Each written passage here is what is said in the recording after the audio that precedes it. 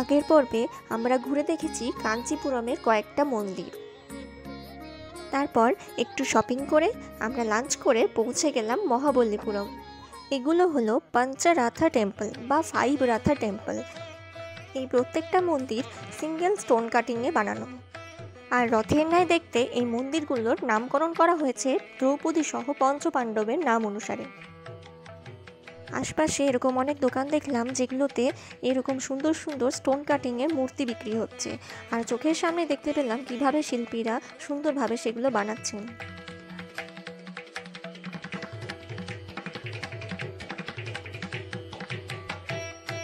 তারপর চলে এলাম কেভ টেম্পল।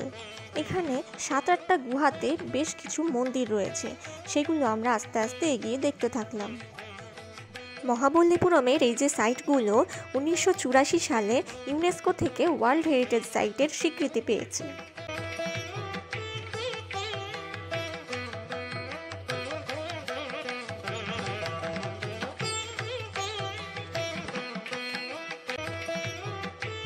সামনে যেটা দেখা যাচ্ছে এটার নাম হলো কৃষ্ণাস বাটার বল। এটা বেসিক্যালি একটা ব্যালেন্সিং রক, যেটা বছরের পর বছর ঢালু পাথরের ওপর একইভাবে স্থির হয়ে রয়েছে।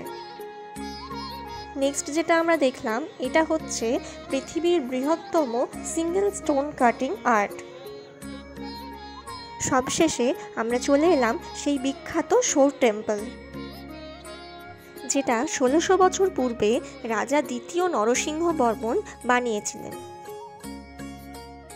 একদম সমুদ্র তীরে অবস্থান করার জন্য এই মন্দিরের নামকরণ হয়েছে শোর টেম্পল।